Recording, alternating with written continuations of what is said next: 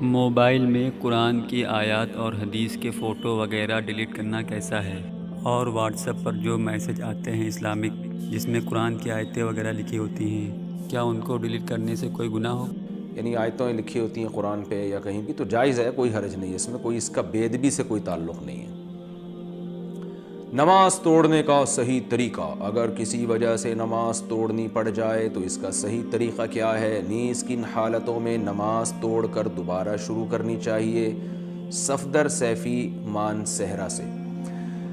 صفدر صاحب دیکھیں، کچھ لوگ تو نماز توڑ دیتے ہیں بغیر کسی شرعی وجہ کے، ویسے ہی توڑ دیتے ہیں، تو یہ تو جائز نہیں ہے۔ نماز میں جب آپ نے نیت باندھ لی تو اب اس کو مکمل کرنا واجب ہے۔ البتہ کچھ شرعی اعذار ایسے ہوتے ہیں جن میں نماز توڑنا جائز ہے۔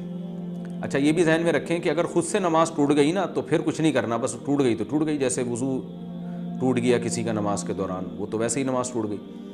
لیکن اگر ایسا نہیں ہے، خود توڑنی ہے، تو شرعی عذر یہ ہے کہ کوئی چوری کر رہا ہے آپ کا مال، یا خدا نخواستہ جان کا خطرہ ہے، کوئی سانپ نظر آ جائے، حدیث میں آتا ہے سانپ نظر آئے تو نماز یعنی اس کو مارو سانپ کو نماز میں، تو یہ وہ اعذار ہیں جن کی وجہ سے، یعنی جان کا خوف یا مال کا خوف، تو ایسی صورت میں آپ نماز توڑ سکتے ہیں۔ یا اور کوئی شرعی عذر ہے، کوئی درد ہو رہا ہے پیٹ میں جس کی وجہ سے نماز میں کھڑے ہونا مشکل ہو گیا، تو ایسی کنڈیشن میں جب نماز توڑی جائے گی تو دائیں طرف سلام پھیر دیں، السلام علیکم ورحمۃ اللہ، بس اس سے نماز ٹوٹ جائے گی اور نماز سے آپ باہر نکل جائیں گے۔ کیا جنت میں والدین کا ساتھ ہوگا؟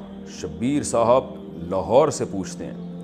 اگر کوئی جنت میں اپنے والدین کی خواہش کرتا ہے جو دنیا میں اس کے والدین تھے، تو کیا اس کی خواہش پوری ہوگی؟ یعنی وہ یہ خواہش کرتا ہے کہ والدین میرے ساتھ ہوں، جی بالکل پوری ہوگی۔ قرآن مجید میں اللہ کا ارشاد ہے، والذین آمنوا واتبعتهم ذریتهم بایمان الحقنا بهم ذریتهم وما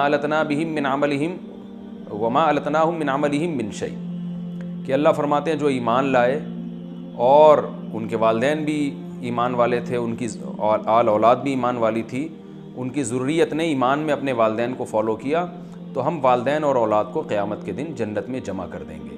تو اور کسی کے عمل میں کوئی کمی بھی نہیں واقع ہوگی کہ کسی کو ہم یہ کہیں کہ ابھی کیونکہ ہم تمہارے اولاد کو تمہارے ساتھ لے کر آ رہے ہیں تو اب تمہاری اتنی نیکیاں ہم کم کر دیں گے، ایسا بھی نہیں ہے۔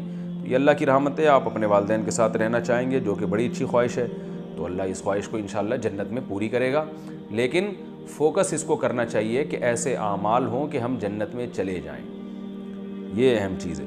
جنت میں گئے تو جو چاہیں گے ہوگا۔